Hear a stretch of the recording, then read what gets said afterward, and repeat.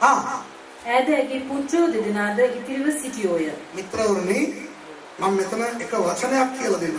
හෙබ්‍රේව වචන දෙකක් කියලා දෙන්නම්. හරිද? මලේය මූට් කියන්නේ මූට්. හෙබ්‍රේව භාෂාවේ මූට් කියන්නේ මේ වගේ මේ මරණ. මරුණා කියලා කියන්නේ අපි. ඒ මරණ. ඒක තමයි අරබ් භාෂාවේ මවුට් කියලා වෙලා තියෙන්නේ. මුස්ලිම්වරු කියනවානේ මෙයා මවුට් වුණා කියන්නේ. මවුට් අපෙන්දා. සොල්වනනේ මවුට් අපෙන්දා. කියනවානේ මවුට් වුණා. ඒක ආවේ අර හෙබ්‍රේව මූට් එකේ. මූට් කියන්නේ මොකක්ද දන්නවද? අකාලේ මැරෙන්නේ. ඇක්සිඩන්ට් එකක නැත්තම් රෝගාතුරව කියන්නේ තරුණ කාලේ නැත්තම් පොඩි කාලේ කියන්නේ එයාගේ වයස හොඳට ගිහිල්ලා අර හොඳ මරණයක් නෙවෙයි නෝ. ඇක්සිඩන්ට් එක විපතක බෝම්බ එකකට අහු වෙලා, කෝච්චියට අහු වෙලා, වහවිලා. ඒ වගේ අර නිකන් ඛේද වාචක මරණයකට උදුරුණා නම් පාවිච්චි කරන වචනේ තමයි මූට්. ඒකම මෙතන කියලා තියෙන්නේ එලිමෙලෙක් මූට් උනා. අර අනිත් වචනේ මොනවද දන්නවද? අර හොඳට මැරෙන එක යක්ෂාන් කියන්නේ යෂාන්. හෙබ්‍රේව වචන දෙකක් මේ. යෂාන් කියලා කිව්වනම් අර අපි කියන්නේ අභාව ප්‍රාර්ථකය. දන්නවද? අන්තරා වුණා කියලා කියන්නේ අපි. අන්න යා අන්තරා වුණා අභාව ප්‍රාර්ථ වුණා කියලා කියන්නේ. අන්න ඒ වගේ බයිබලයේ යක්ෂාන් කියන වචනේ එන තැන්වල සමහර තැන්වල දාලා තියෙනවා සතකුණේ කියලා. බයිබලයේ ඔයගොල්ලෝ කියවුවොත් ආබ්‍රහම් සතකුණේ, සාරා සතකුණේ, දාවිද් සතකුණේ. කියන්නේ ඒගොල්ලෝ වයසට ගිහිල්ලා ඒගොල්ලෝ මැරෙන්න. හැම කෙනාම මැරෙන්න ඕනේ. අර ඒ වගේ හොඳ මරණයකට කියන්නේ යෂාන් කියන්නේ. මූට් කියලා කියන ඒ විපත් අකාල මරණය තමයි මේ එලිමෙලෙක්ට ආවේ. මිත්‍රවරුනි, වැරදි තීරණ ගත්තොත් මරණය එනවා. ඔයගොල්ලෝ කියයි කීසරයන් මැරෙන්නේ අපි කොච්චර වැරදි තීරණ අරන් තියෙනවද? පොඩ්ඩක් ඉන්න. මරණය කියලා මම කියන්නේ මොකටද දන්නවද? අපේ පණ යන මරණය විතරක් නෙවෙයි. ඒවත් එනවා. ප්‍රීතිය මැරෙනවා. වැරදි තීරණයක් ගත්තාම සන්තෝෂෙ මැරෙනවා. නිදහස මැරෙනවා. සහභාගීකම මැරෙනවා. පවුලේ තියෙන සමගිය මැරෙනවා. වැරදි තීරණ ගත්තාම ආර්ථිකයක් මැරෙනවා. බොහෝ අයගේ වැරදි තීරණ නිසා අද අපි සමහරු හොඳ දේවල් අහිමි කරගෙන ඉන්නේ අර වැරදි තීරණ වල ප්‍රතිඵලයක් නිසා. දැන් එලිමෙලෙක් මැරුණා. මිත්‍රවරුනි, එලිමෙලෙක් මැරුණාම අපිට කියන්න පුළුවන් ඔව් මිනිස්සයා කරගත්ත නිසා මිනිහා මැරුණා කියලා. පොඩ්ඩක් ඉන්න. ඒ මිනිස්සයා මැරුණා. හැබැයි දැන් පණ පිටින් ඉන්න භාර්යාවයි පුතු දෙන්නයි පව්. නායෝගේ ඇඳුම් අපි සමහරලාට තීරණ ගන්නකොට අපි කියනවානේ අනේ මෙහෙම තීරණයක් ගන්න එපා පුතා, මෙහෙම තීරණයක් ගන්න එපා දුව, මෙහෙම තීරණයක් ගන්න එපා බ්‍රදර්, මෙහෙම තීරණයක් ගන්න එපා සිස්ටර් කියලා කියන්නේ මොනවද දන්නවද? මේ මම මේ තීරණය ගන්නවා. ඒකෙන් මොකක් හරි ප්‍රශ්නයක් ආවොත් මටනේ නෑ. ඔයාට විතරක් නෙවෙයි. ඔයා ඒක දුක් විඳලා ඔයාට ඕනේ. හරිද? හැබැයි අහිංසක අනිත් අයට උග ප්‍රශ්න. තරුණයන් කියනවා තාත්තේ ඔයා කියන්නේ කියලා මට මේ කියලා වදින්න ඕනේ. ඉතින් ඒ තාත්තා අම්මලා කියන මේ නෑව බැන්දොත් මේ ප්‍රශ්න හරි මන්නේ වදින්න යන්නේ. ප්‍රශ්න ආවම මම මුණ දෙන්න. මං දුක් විඳින්න. දුක් විඳිනකොට ඒ අම්මා තාත්තට කොච්චර වේදනාවක්ද? දුක් විඳලා ඒ අම්මා තාත්තට ඒක මොනවත් වේදනාවක් නැත්තම් කමක් නැහැ. හැබැයි ඔතනින්ද කී දෙනකොට වේදනාවක්. සභාවේ සමහර වැරදි තීරණ ගන්නකොට ඒ ගන්න පුද්ගලයාට පමණක් ප්‍රශ්න වෙනවනම් කමන්නේ. මුළු සභාවටම වෙනවා. අද ක්‍රිස්තියානි කාර්ය කාලාන්තරයක් තිස්සේ වැරදි තීරණ අරගෙන අද පිටමිනිස්සු ළඟට සුභාරංචිය ගෙනිච්චාම ඒගොල්ලෝ අහන ප්‍රශ්න වලට අපිට උත්තර නැති නිසා මූණ තියාගන්න තැනක් නැතුව අපි ඉන්නවා. හරියනවා කියන්නේ? ඒගොල්ලෝ අහන අපේ ප්‍රශ්න මේ ඔයගොල්ලෝ සභාව කියලා දෙනවා. ඇයි මෙහෙම? ඇයි අරම? ඒ නිසා අපි හිතමු අපි වැරදි තීරණ ගත්තොත් අපිට විතරක් නෙවෙයි අපි ආවට ඉන්න අපේ පවුල අපේ සභාව ඇයි දෙවියන් වහන්සේගේ රාජ්‍යයට වුණා ඕවයින් ප්‍රශ්නේ නෑ. නායෝනි වැඳපුවෙක් වුණා පව්. තව හුඟක් කල් ස්වාමි පුරුෂයාත් එක්ක ඉඳ තිබ්බා. එයා මොනවා කරාද? පව්. හරි දැන් යුදෙව් සංස්කෘතිය මම කියලා දෙන්නම්. මේ ඔයගලන්ට ගොඩක් වෙලා යනවාද? කමක් නැද්ද පොඩ්ඩක් අහමුද? පාස්ටර් මොනවද කියලා පොඩ්ඩක් කියන්නද? හා? ප්‍රශ්න නැහැ නේ අන්තිම දවසේ ඊළඟ ඉරිදා මම එන්නේ. මම ස්විට්සර්ලන්ඩ් වල ඉන්නේ. මේ බලන්න නෑ මේක මම උගන්නලා යන්න. හරි. හා? right thank you. අර කෑමේක ප්‍රශ්නයක් නැහැ. right. මේ බලන්න. යුදෙව් සංස්කෘතිය අනුව තාත්තා මරනවා. නායකත්වයේ පැවරෙන්නේ අම්මට නෙවෙයි පුතාට. ලොකු පුතා. ලොකු පුතාත් මරනවා නම් තමයි ඊළඟ පුතා. දැන් එලිමෙලෙක් මරණයෙන් පස්සේ දැන් පවුලේ නායකයා උනේ කවුද දන්නවද? මහලොන්. මහලොන්ට පස්සේ කිලියෝ. එතකොට නයෝමින තාම තීරණයක් ගන්න බෑ. ඇයි පුතුනේ ඉන්නේ? එතකොට පුතු දෙන්න මොනවද කරන්න ඕනේ? මහලොන් සහ කිලියෝ මොනවද කරන්න ඕනේ? ඒගොල්ලෝ දැකලා තියෙන්න ඕනේ මගේ අම්මෝ අපේ තාත්තා අපරාධේ මැරුණේ. දෙවියන් වහන්සේගේ ආරක්ෂක දෑත ගත්ත නිසායි අපේ තාත්තා මූත් උනේ. මැරුණේ. ඒ නිසා අපි අපේ තාත්තා ගත්ත වැරදි තීරණය හරි ගස්සමු. අපි හැරිලා යුදා දේශයට යමු. බෙත්ලේමට යමු කියලා හිතන්න තිබ්බා. කරේ නැහැ. මොනවද ඊළඟ පදේ? කියවන්න සිස්ටර්. මාලොන්ද කිලියුන් යන දෙදෙනාම මලෝය. නෑ ඊට කලින් පදේ. පහ. ඔහු මෝවබ් ස්ත්‍රීන්ගෙන් භාර්යාවන් පාවාගත්ෝය. එක තැනැත්තියකගේ නම ඕල්පාය, අනික් තැනැත්තියගේ නම රූත්‍ය. ඔහු දස අවුරුද්දක් පමණ එහි විසුවෝය. මේ බලන්න මේ පුතු දෙන්න තාත්තා ගත්ත වැරදි තීරණය හරවනවා වෙනුවට මේ අය තවත් භයානක තීරණයක් ගන්නවා. මොනවාද? මොවබ්රුන්ගෙන් භාර්යාවන් ගන්නවා. ඒ රටට ගියේකම වැරදි. ඒකට තමයි තාත්තට වැදුනේ ෂොට් එක. දැන් පුතු දෙන්න ඊට වඩා ජරා පාපයක් කරනවා. මොනවද කරන්නේ? ශාප දෙකක් ගේ ඇතුළට ගියා. එක ශාපයක් කවුද? ඕර්පා. අනිත් ශාපේ කවුද? රූත්. මොවබ් කාන්තාව. ඒ අයව විවාහ වෙනවා. දෙවියන් වහන්සේ කියලා දෙනවා මේ වගේ වැඩ කරන්න එපා කියලා. නමුත් දෙවියන් වහන්සේගේ අනුකම්පාව පරණ කිවිසුමේ තියනවා කියලා තවත් මම ඔප්පු කරන්නද? අවුරුදු 10ක් ටයිම් දුන්නා දෙවියන් වහන්සේ. අවුරුදු 10ක් කාලේ දෙනවා. බැඳපු ගමන්ම මේ මාග්ලෝන් කෙලියොන්ව මැරුවේ නෑ දෙවියන් වහන්සේ. අවුරුදු 10ක් කාලය දුන්නා. ඒ අවුරුදු 10 තුල ඒ දෙපාරවල් යුවල් දෙකටම දරුවෝ දුන්නේ නෑ. යුදෙව්ව දන්නවා ඒගොල්ලෝ දරුවෝ නැත්තම් ඒගොල්ලෝ දන්නවා ඒක සාපයක්. හරිද? එතකොට අවුරුදු 10ක් තිස්සේ මාග්ලෝන් රූත් කෙලියොන් ඕල්පා මේ යුවල් දෙකටම දරුවෝ දුන්නේ නෑ. එතකොටවත් ඒ දෙන්න හිතන්න තිබ්බනේ අඩේ අපේ තාත්තා මැරුණා විතරක් නෙවෙයි අපිට දරුවෝ දෙන්න නම් දෙන්නේ නැත්තේ අපි කරපු දේ වැරදි කියලා පසුතැවිලි වෙලා ඉස්සරහට යන්න තිබ්බ නේද? ගියේ නෑ. මිත්‍රවරුනි වැරදි තීරණයක් ගත්තා. ඒක හරි ගස්සන්න නැත්තම් තව වැරදි තීරණ වලට අපි වැටෙනවා. එක වැරදි තීරණයක් අපි හරි ගස්ස ගත්තේ නැත්තම් තව වැරදි තීරණ වලට අපි වැටෙනවා. දෙවියන් වහන්සේ මොනවද කරේ? මේ දෙන්නපත් පහර දුන්නා. කියවන්න ඊළඟ පදේ මාග්ලෝන් සහ කිලියොන් දෙන්න මාලොන් කිලියුන් යන දෙදෙනාම මලෝය. මුත් දෙන්න මලෝය. කියවන්නකෝ.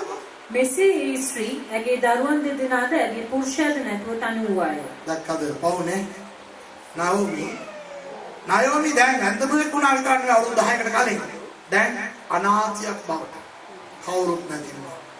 මිත්‍රවරුනි නායෝමි මෙතන පවු. ඇයගේ කිසිම වැරද්දක් නැහැ.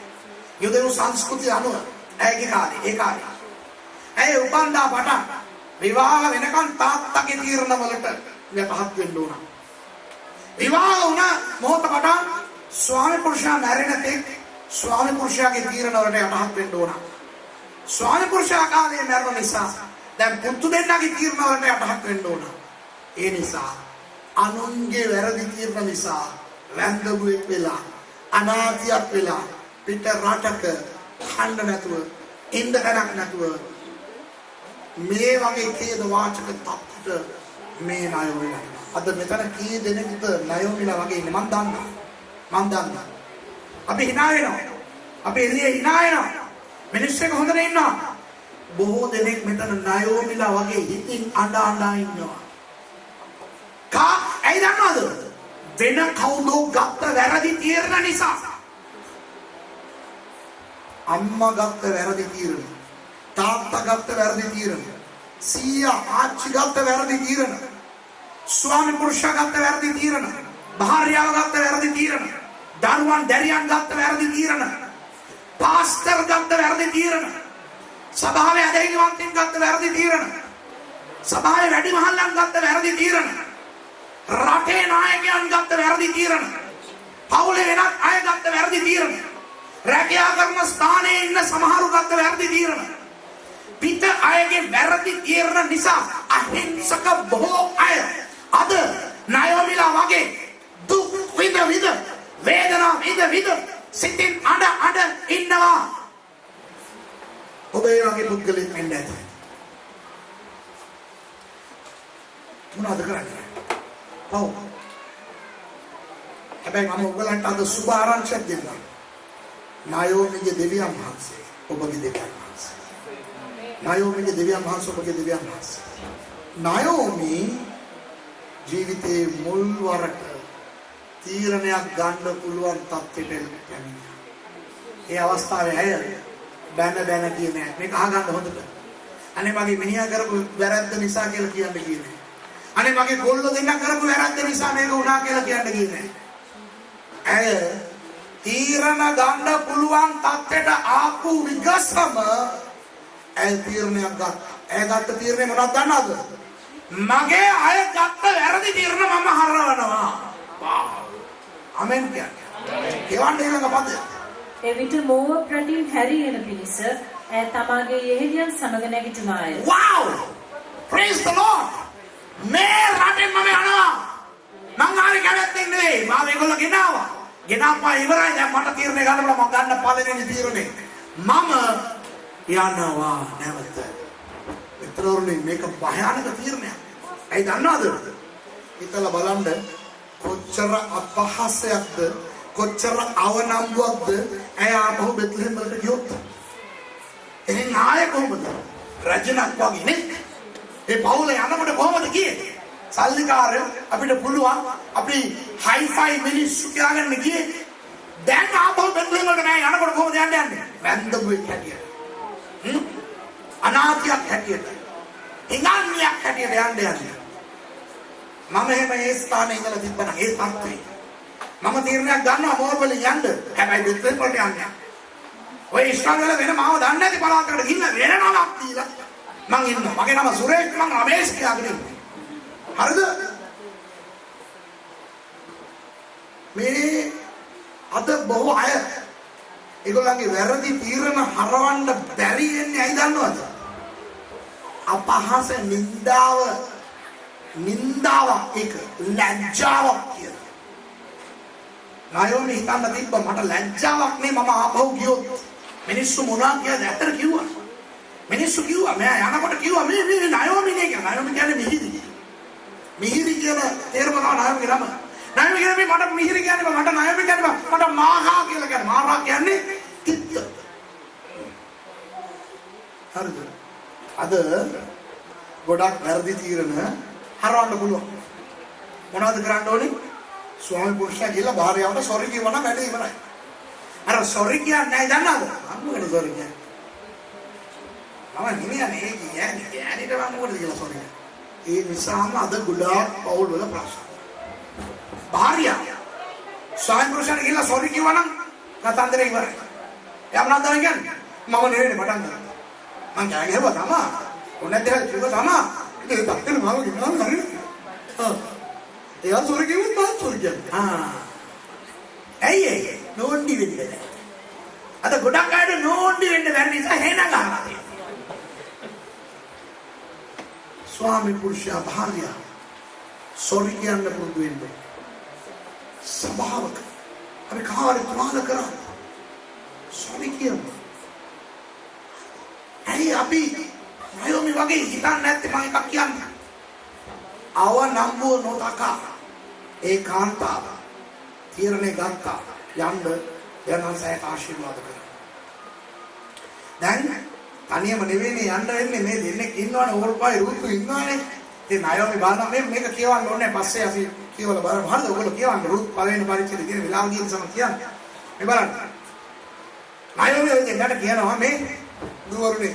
අනේ ඔයගොල්ලන්ගේ මේ මැරිච්ච මේ ස්වාමි පුරුෂය නිසා ඔයගොල්ලෝ මාත් එක්ක ඉන්නවා. මටත් ඔයගොල්ලෝ හොඳ කරා, මරණ අයටත් හොඳ කරා. thank you. හැබැයි මාත් එක්ක දැන් ඉඳලා වැඩක් නැහැ. ඔයගොල්ලෝ ගෙදර යන්නලු. ගිහිල්ලා වෙන කාවාරි කසාද බැඳගෙන ඉන්න. මොකද දැන් ඉතින් ඔක්කොම ඉවරයිනේ කියලා මම යන්නම් කියලා නායෝමි කියනකොට රූත් ඕර්පා දෙන්න කියනවා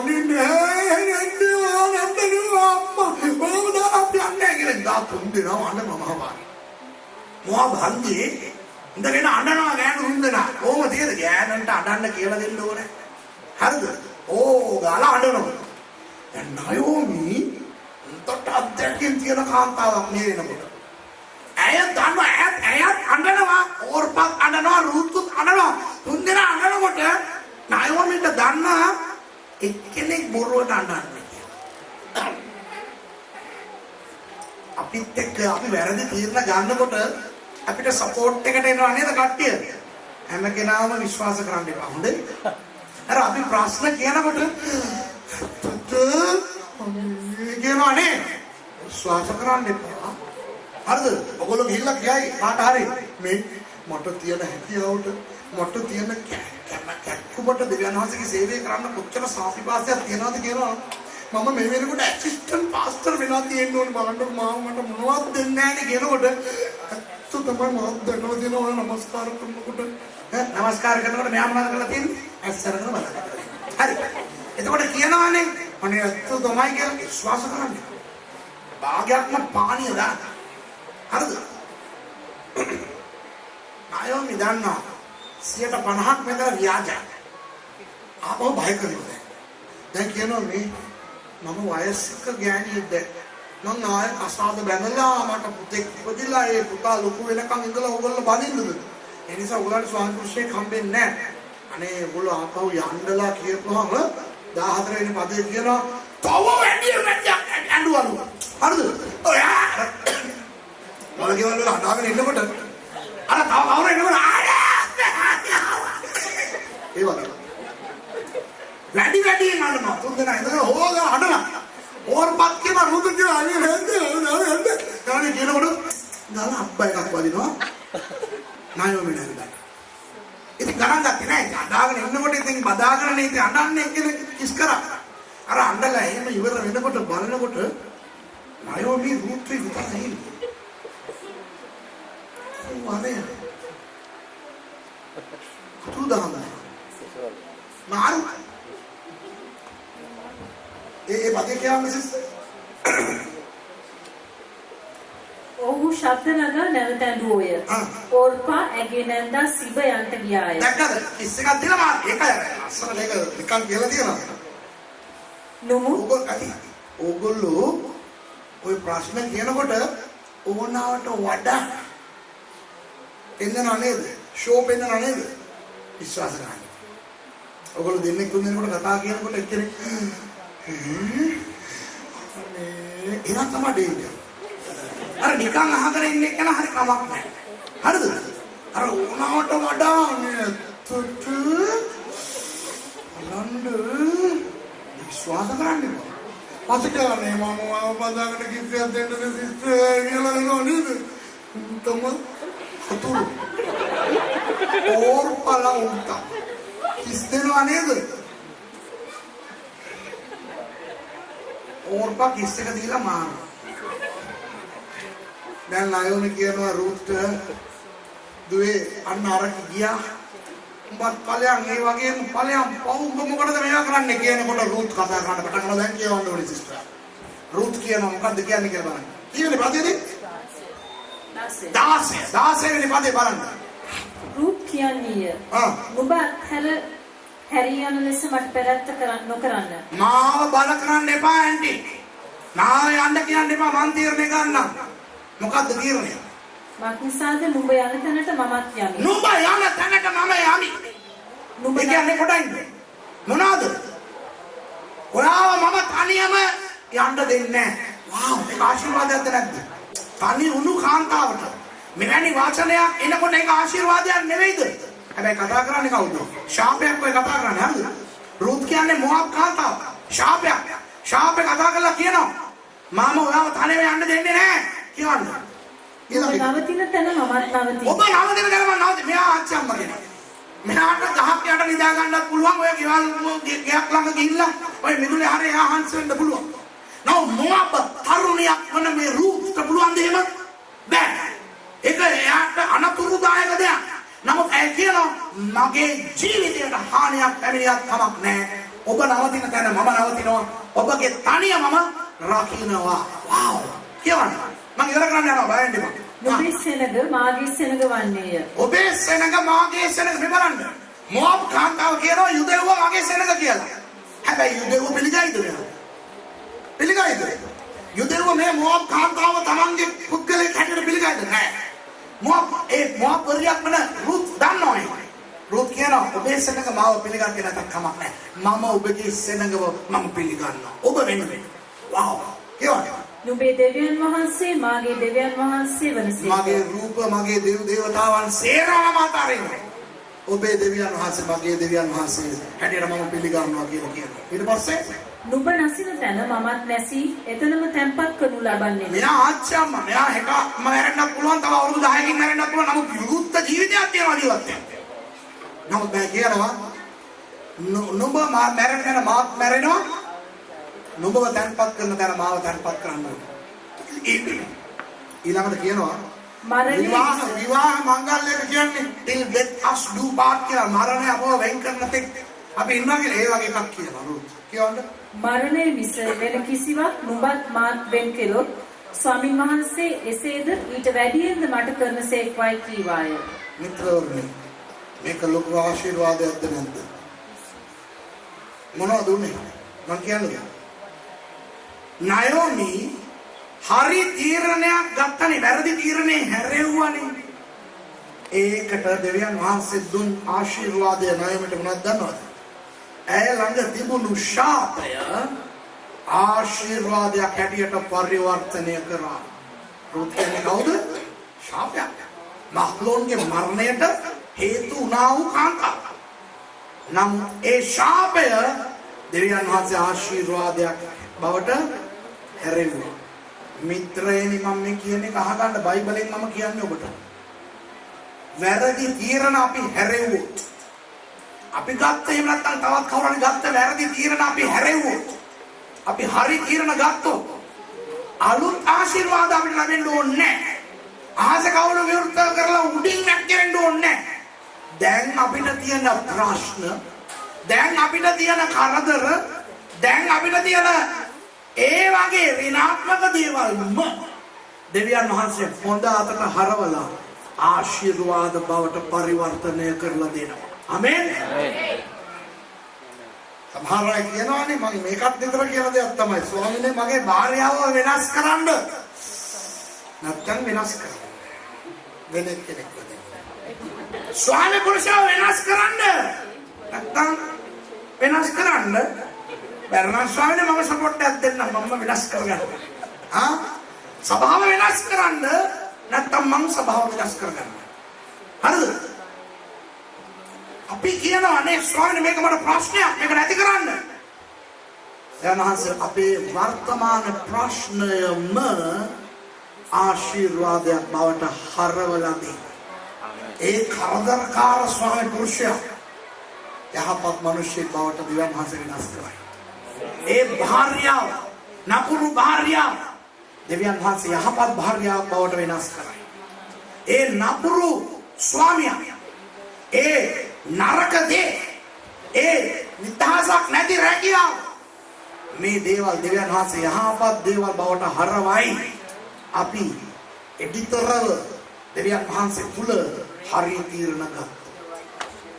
රුත් කියන ශාපය ආශිර්වාදයක් බවට දෙවියන් වහන්සේ හරවලා නයෝමිට දුන්නා. රුත් ආවා නයෝමිත් එක්ක බෙත්ලෙහෙම් වලට. නයෝමි රුත්ව බලා ගන්න ඕනා වෙනුවට රුත් නයෝමිව බලාගත්තා. රුත් අය මේ හැමතැනටම ගිහිල්ලා කෑම ආහාර හොයාගෙන නයෝමිට ගෙනලා දුන්නා. රුත් තමයි ඉස්සෙල්ලාම බෝවාස්වත් හම්බුනේ. ඇවිල්ලා නැන්දා මට කිව්වා. ඊට පස්සේ නැන්දම්මා ඒගොල්ලන්ගේ විවාහය කතා කරලා දුන්නා. බෝවාස් විවාහ වුණා රුත්ව. කවුද දන්නවද බෝවාස්? බෝවාස් එලිමෙලෙක්ගේ සහෝදරයාගේ පුතා. එලිමෙලෙක්ගේ සහෝදරයෙක් හිටියා සල්මෝන් කියලා. සල්මෝන්ටයි රාහත්ටයි ඉපදුණු පුතා තමයි මේ බෝවාස්. ඒ බෝවාස්ව රුත් බඳලා දුන්නාම රුත් ගැබ්ගෙන දරුවෙක් බිහි කරා. ඒ දරුවාගේ නම තමයි ඕබෙද්. ඒ ගමේ හිටපු කාන්තාවන් මොනවද දන්නවද කරේ? සාමාන්‍යයෙන් ගමේ ඉන්න ගෑනු තමයි විස බෝම්බ. නේද? පවුල් වල ආරවුල් ප්‍රශ්න ඇති කරන්න ඔය ලිඳලාගේ සංගමය නේද? ඔය වතුර ගන්න ටැප් එකට මේ පයිප් එක ළඟට යනකොට කඩේට යනකොට ඉන්නේ කාමිනේලා අම්මේ උන් තමයි වෙඩි බෝම්බ. ඒ වෙඩි බෝම්බ ඒ ඕබෙත් අරගෙන ඇවිල්ලා නයෝමිට දීලා කියනවා අනේ ඔයාට දරුවෙක් දුන්නේ දෙවියන් වහන්සේ. මේ රුත් කියන්නේ පුතු 7 දෙනෙකුට වඩා වටිනා එක්කෙනෙක් බවට ඔයාටපත් උනානේ. අන්න ඔයා දැන් තනියම නෙවෙයිනේ වා අනාථයක් නෙවෙයිනේ කියලා ඒගොල්ලෝ කියලා ඕබෙද් කියලා නම දෙනවා. නයෝමි වැන්දුවේ කුණ නයෝමි අනාථයක් වුණ නයෝමි දැන් අම්මා කෙනෙක් වගේ ආච්චි කෙනෙක් වගේ එයාටම කියලා ඕබෙද් කියලා දරුවෙක්ව රුත් තුලින් දෙවියන් වහන්සේ ලබා දුන්නා. ආමෙන්. ඒ ඕබෙද් ලොකු වෙලා බැඳලා එයාට පුතෙක් ආවා. එයා තමයි යෙස්සේ. යෙස්සට හම්බුණු පුතු 7 දෙනායින් එක්කෙනෙක් තමයි දාවීද. කොහෙදෝ මොආබ් රටේ අනාථයක් හැටියට නන්නත්තරව ඉඳලා බැරලා ගියා යන්න ඕන එක්කෙනා. දාවීදගේ ආච්චි කෙනෙක් වුණා. යේසුස් වහන්සේගේ පෙළපතේ මෑණියෙක් වුණා. අදත් අපි අය ගැන කතා කරනවා. ඇයි ඒ? අර තීරණ ගත්තනම් අවනම්බුයි.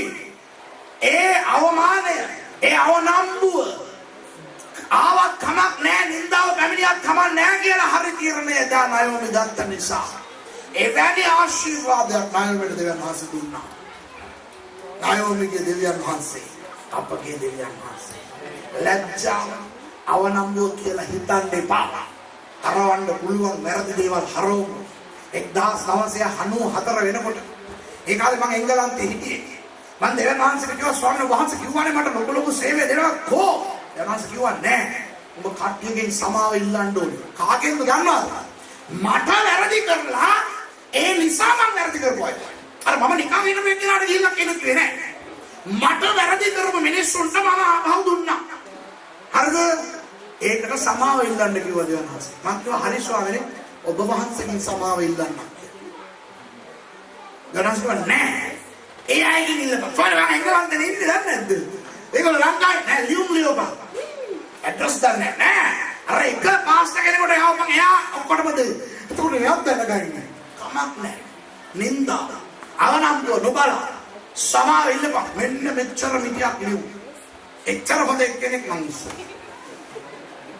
ලියුවා. ලියලා එංගලන්තේ ඒක මම තැපැල් කරා. අර අන්තිම ලියුම යනවත් එක්කම වැටෙනවත් එක්කම ලියුම් පෙට්ටියේ මාව පීඩනයට පත් කරලා තිබ්බ ලොකු ගලක් මගෙන් අයින් වුණා වගේ මං සැහැල්ලු වුණා. ඒ තිත්තකම ඒ වේදනාව ඒකම නැති වුණා.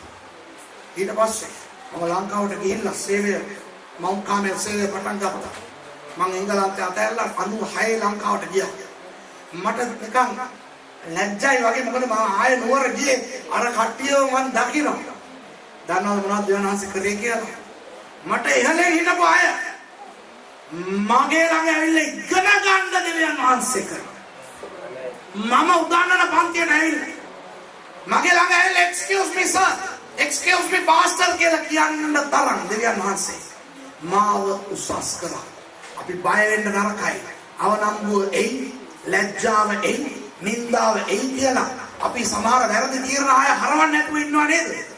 මං කියන්නම් ඔයගලන්ට අත්දැකීමෙන් සහ මේ ඉගැන්වීම තුලින් බය වෙන්න එපා. දෙවියන් වහන්සේ නින්දාව අයින් කරලා ගෞරවය දෙනවා. නයෝමිට දුන්න ගෞරවය නිකන් එසේ මෙසේ ගෞරවයක්ද? අද අපි අය ගැන කතා කරනවා. නයෝමි නැත්තම් රුත් පොත නෑ දන්නවද? ගොඩක් අය හිතන්නේ රුත් පොතේ මේ ප්‍රධාන චරිතය රුත් කියලා නෑ.